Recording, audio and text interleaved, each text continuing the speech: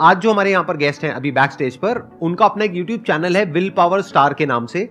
वो motivational videos बनाते हैं, उनके 24 लाख से ज्यादा सब्सक्राइबर्स हैं। उसके अलावा वो एक बहुत ही सक्सेसफुल एंटरप्रेन्योर भी है। Let's give an energetic and warm welcome to the one and only Mangesh Shinde.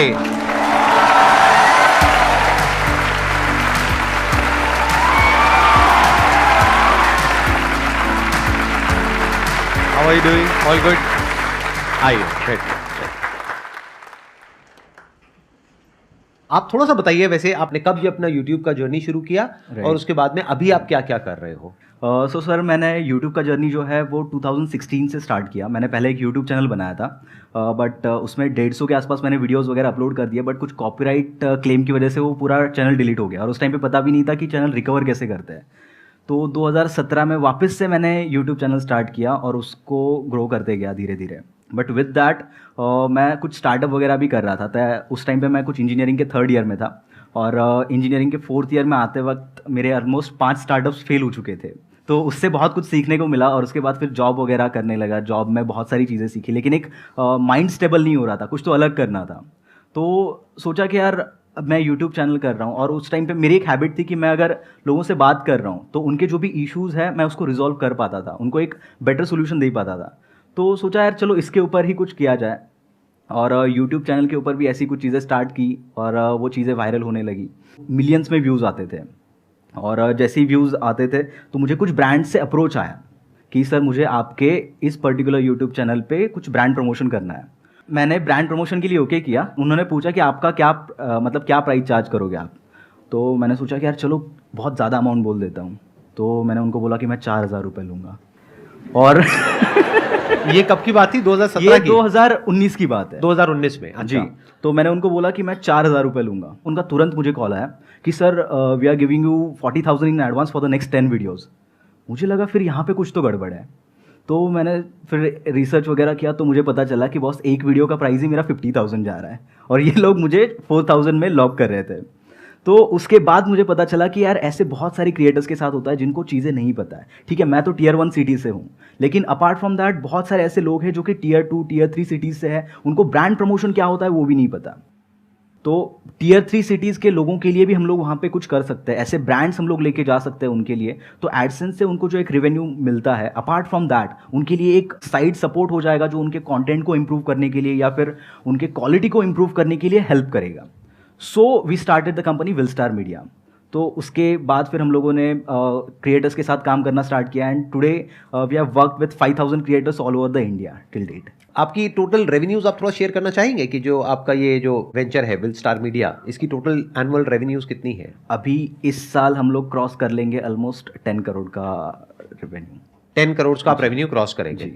तो मुझे ये पूछना है कि आपने 5 स्टार्टअप किए थे, तो उसका क्या मतलब मोटिवेशन क्या था कि आपने उसको एक और स्टार्टअप स्टार्ट करा जो आप सक्सेसफुली हो चुका है? मैंने बहुत सारी चीज़ें स्टार्ट की थी, मतलब ट्रेडिशनल से लेके टेक तक। तो मोटिवेशन तो ऐसा था कि कुछ तो अलग करना है, कोई तो प्रॉब्लम सॉल्व करनी है। तो उसी प्रॉब्लम को सॉल्व करने के लिए मैं अलग अलग चीज़ें ट्राई कर रहा था और अलग अलग चीज़ें फेल हो रही थी। बट जब ये YouTube का चीज़ मुझे मिला तो ऑटोमेटिकली मुझे बहुत बड़ा प्रॉब्लम और बहुत बड़ा लूप होल वहाँ पे मिला। And business is all about loop holes and the issue you are solving. जितना बड़ा इशू उतना बड़ा बिजनेस। तो वो इशू मुझे मिला और उसी इशू को मैंने एज अ बिजनेस बना दिया। मतलब इन्होंने खुद एक प्रॉब्लम को फेस किया।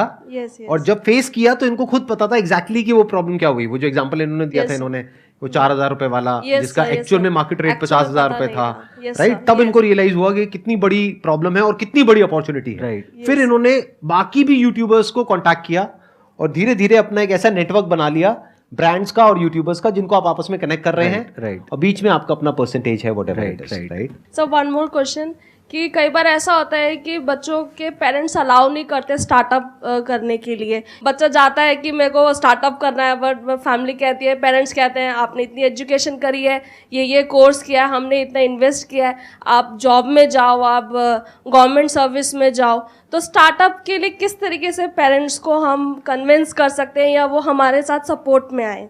मैम बेसिकली मैं तो एक मैकेनिकल इंजीनियर हूँ और एक मैं MNC में जॉब कर रहा था।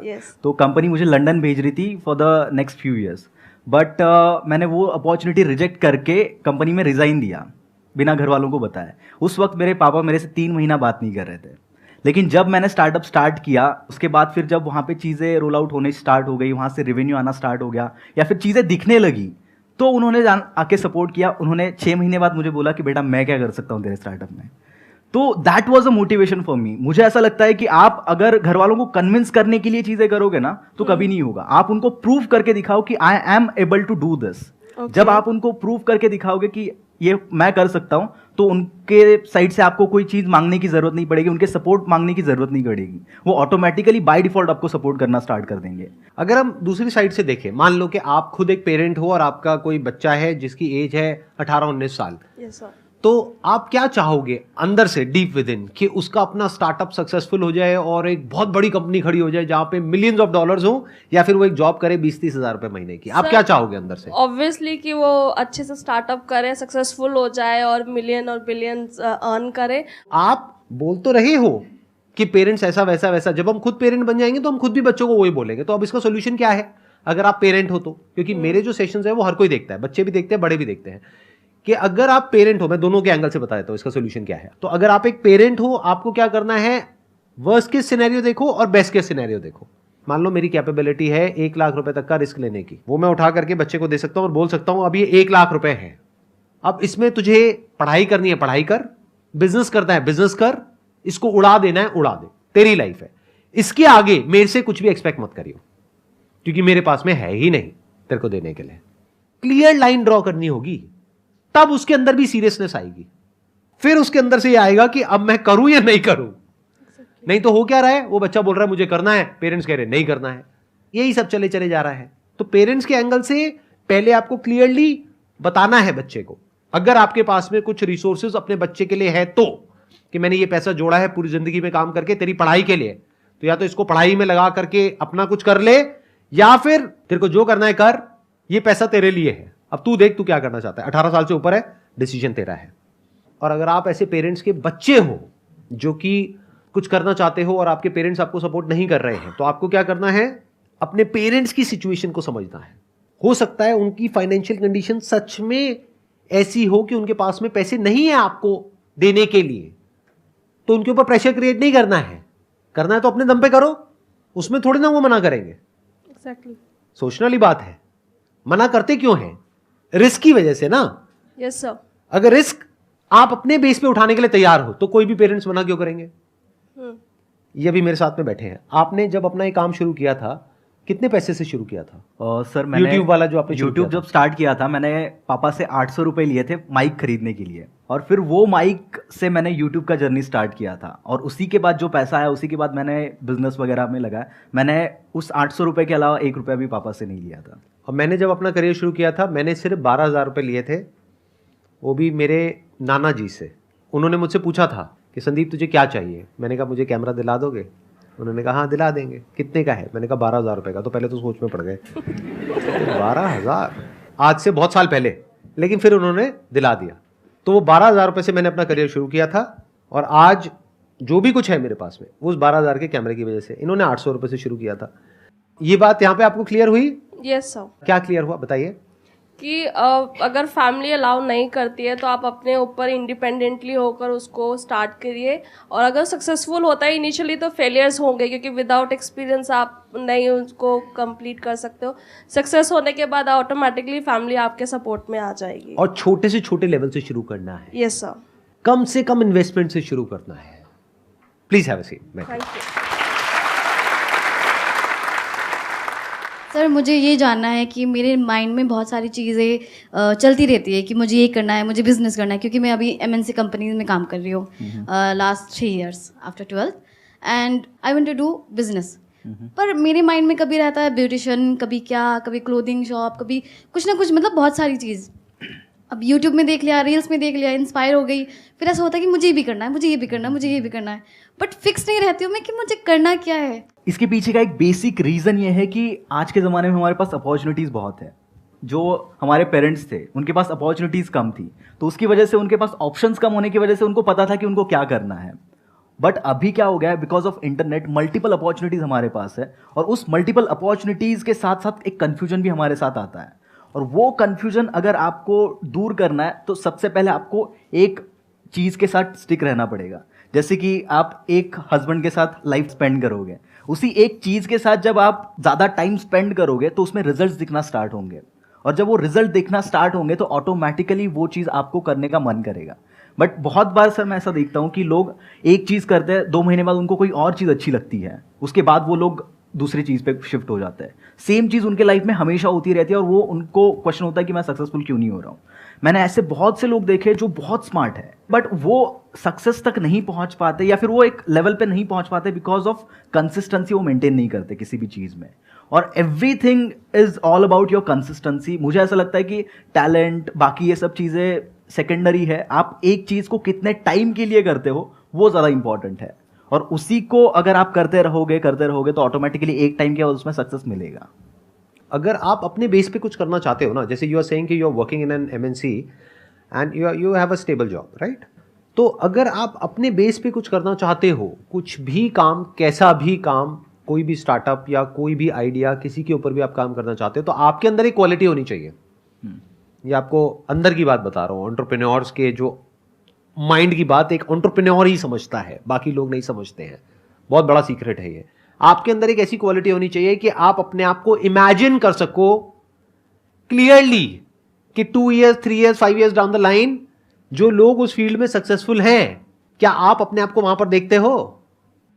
तो ये क्वालिटी चाहिए होती है। जैसे जब भी कोई बिजनेस करने के बारे में मैंने सोचा पास्ट में, या आज भी अगर कोई आइडिया आता है, तो उसको करने से पहले ही मेरे माइंड में क्लियर हो जाता था कि अच्छा इसको ऐसा किया जा सकता है, कि this is the broader vision, कि ये इतना बड़ा हो सकता है। तो जो मोटिवेशन है वो भी फिर बहुत बड़े लेवल का आता है। अब ये बड़ी विजन कहां से आती है?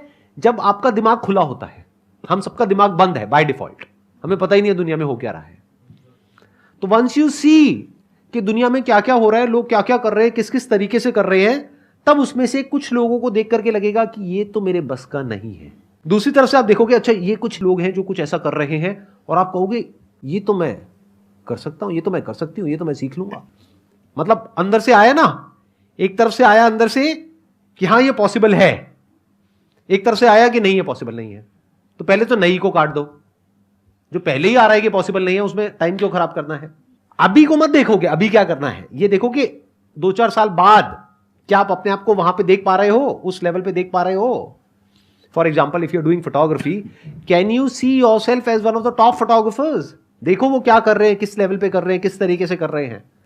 तो इफ यू से यस कि हाँ ये तो मैं कर सकता हूं, तो फोटोग्राफी आप कर सकते हो। इसको बोलते हैं विजन। मतलब आपकी विजन क्या है? Where do you see yourself 2 years, 3 years, 5 years down the line, and do you believe in it? Do you say कि हाँ ये हो सकता है? तो इसके स्टेप्स क्या है? अगर मैं स्टेप वाइज इसको डिवाइड कर दूं तो इस पूरी प्रोसेस को, स्टेप 1 इज दिमाग को खोलो। आज इंटरनेट का फायदा क्या है कि आप सिर्फ इंडिया में नहीं पूरी दुनिया में देख सकते हो लोग क्या क्या कर रहे हैं। तो वहां पर कुछ लोगों में आपको अपनी झलक दिखेगी। मैं आपको फैक्ट बता रहा हूं कि जिसने भी कुछ ढंग का किया है ना अपनी लाइफ में, किसी भी फील्ड में, उन सब ने ऐसे ही किया है। कोई बोलेगा नहीं अपने मुंह से। जैसे यूएस में एक होती थी, अभी भी है, सुपर वुमेन के नाम से, आपने नाम सुना है? She was there on YouTube जब मैंने यूट्यूब शुरू भी नहीं किया था। 2012 में जब मैंने अपना यूट्यूब का चैनल शुरू किया था, तो वो अपने करियर के एक बहुत अच्छे लेवल पर थी। उनके हर वीडियो पे 4 मिलियन, 5 मिलियन, 6 मिलियन व्यूज आते थे उस टाइम पर। तो वर्ल्ड में उनका क्रेज अलग ही लेवल का था। तो उनको देख करके कितने लोग इंस्पायर हुए जो आज इंडिया में अच्छे लेवल पे कर रहे हैं। वो कोई अपने मुंह से नहीं बताएगा। बट क्यों हो पाए वो लोग इंस्पायर? क्योंकि उन्होंने देखा कि यूएस में क्या हो रहा है। हो सकता है और भी लोग थे यूट्यूब पर उस टाइम पर जो उनसे अच्छा कर सकते थे, बट उन्होंने देखा ही नहीं। तो पहला है दिमाग खुलना। जब दिमाग खुलेगा तो अब आपको अपॉर्चुनिटीज नजर आएंगी, सिर्फ इंडिया में नहीं, पूरे वर्ल्ड में। तभी तो इंडिया में गैप नजर आएगा। अगर आप इंडिया में ही देख रहे हो, और इंडिया में जो देख रहे हो वो करने वाले पहले ही लाखों बंदे हैं, लाइन में लगे हुए हैं, और आप भी जाकर के 1 लाख के पीछे लाइन में जाकर के खड़े हो गए हो, मुझे भी यही करना है, और वैसे ही कर रहे हो जैसे लाख लोग कर रहे हैं, तो सक्सेस क्या मिलेगी आपको? तो पहला स्टेप क्या आया? दूसरा स्टेप क्या है कि आपके अंदर से आएगा कि ये पॉसिबल है आपके लिए या नहीं है। तो अगर आपको दिखा आपके लिए पॉसिबल है, तो अब आपको उसकी तरफ पहला स्टेप उठाना है, छोटे से छोटे लेवल पर, और फिर देखना है कि एक्चुअल में क्या निकल करके आ रहा है। बट सर अगर हमें कुछ करना है एंड उसके बारे में हमें इन्फॉर्मेशन नहीं है, then how to get it that information? जैसे कि मुझे बिजनेस के लिए ज़्यादा इन्फॉर्मेशन चाहिए, मैंने काफ़ी वीडियोस देखी है, यूट्यूब देखी है, बट मुझे नहीं पता मैं किस लोगों के साथ जाके मैं ज्वाइन करूँ, कोलैब करूँ, ताकि मुझे लाइक आई कैन सक्सेस वो स्टेप धीरे धीरे एक एक सीढ़ी में चढ़ पाऊँ, क्योंकि मेरे पास कोई भी ऐसे डिटेल्स नहीं है, कोई भी ऐसे कॉन्टैक्ट्स में नहीं है कि आई कैन आस्क देम। देखिए, सबसे पहले कॉन्टैक्ट्स आपके ऑटोमेटिक नहीं बनेंगे। जब आप लोगों के बीच में जाओगे ही नहीं तो कॉन्टैक्ट्स बनेंगे कैसे? पहले तो आपको, और जब तक आप गिरोगे नहीं तब तक आपको समझ में नहीं आएगा कि आपको करना क्या है। मैं आपको एक चीज़ बताता हूँ, मतलब एक सिली मिस्टेक मैंने किया था जब मैंने मेरा पहला स्टार्टअप स्टार्ट किया था। मेरे पास 1000 रुपीज़ का इन्वेस्टमेंट था। उस 1000 रुपीज़ से मैंने बाकी सब चीज़ें करने से ज़्यादा मैंने 1000 कार्ड छपवा लिए, जो आज तक मेरे पास पड़े, एक भी यूज़ नहीं हुआ उसका। तो इंस्टेड ऑफ दैट मुझे सेकंड स्टार्टअप में समझ में आया कि मुझे क्या नहीं करना है। तो जब आप गलती करते जाओगे तो ऑटोमेटिकली आपको समझ में आता जाएगा कि आपको क्या करने से ज़्यादा क्या नहीं करना है। और स्टार्टअप इन सब चीज़ों में यही चीज़ सबसे इंपॉर्टेंट है। जो बड़े बड़े स्टार्टअप फाउंडर्स हैं जिन्होंने बहुत ज़्यादा सक्सेस अचीव की है, वो अगर कोई नया चीज़ स्टार्ट करते तो वो सक्सेसफुल क्यों हो पाते? बिकॉज उनको पता है कि उनको क्या नहीं करना है। और बहुत बार हम लोग को ये ना पता होने की वजह से हम लोग वही चीज़ें करते रहते हैं जो नहीं करनी चाहिए। आपको क्या करना है, आपको पहले देखना है कि दुनिया में क्या क्या हो रहा है, और आज की डेट में जो आपने कहा ना, इन्फॉर्मेशन कहाँ से मिलेगी। इतना आसान है इन्फॉर्मेशन मिलना जिसकी कोई हद नहीं है। आप बोलो किस बिजनेस के बारे में आपको इन्फॉर्मेशन चाहिए, गूगल है आपके फोन में, गूगल में जाओ, टाइप करो, देखो ना आपको क्या चाहिए। आपको मैन्युफैक्चरर चाहिए किसी पर्टिकुलर प्रोडक्ट का, आपको देखना है कि उस पर्टिकुलर प्रोडक्ट को इंटरनेशनली कौन कौन उसमें ग्लोबल प्लेयर्स हैं, कौन कौन लीडर्स हैं, वो फंडेड है नहीं है, लिस्टेड है नहीं है, उनकी क्या वैल्यूएशन है, क्या मार्केट कैप है, डालते चले जाओ, मिलता चला जाएगा। उसमें मुश्किल क्या है? आज की डेट में तो कुछ भी मुश्किल नहीं है।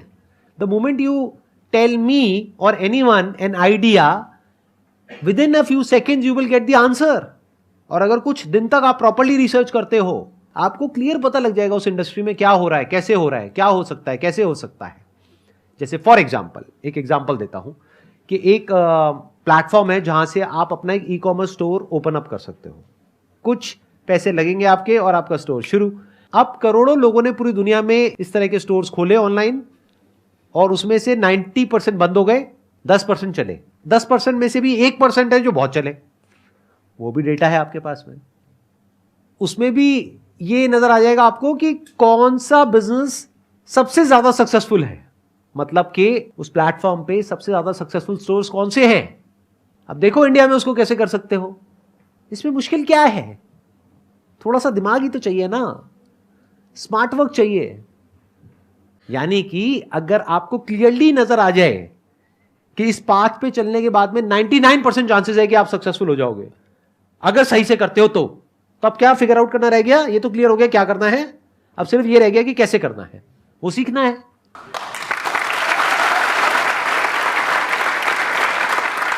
Thank you so much for coming. Thank you.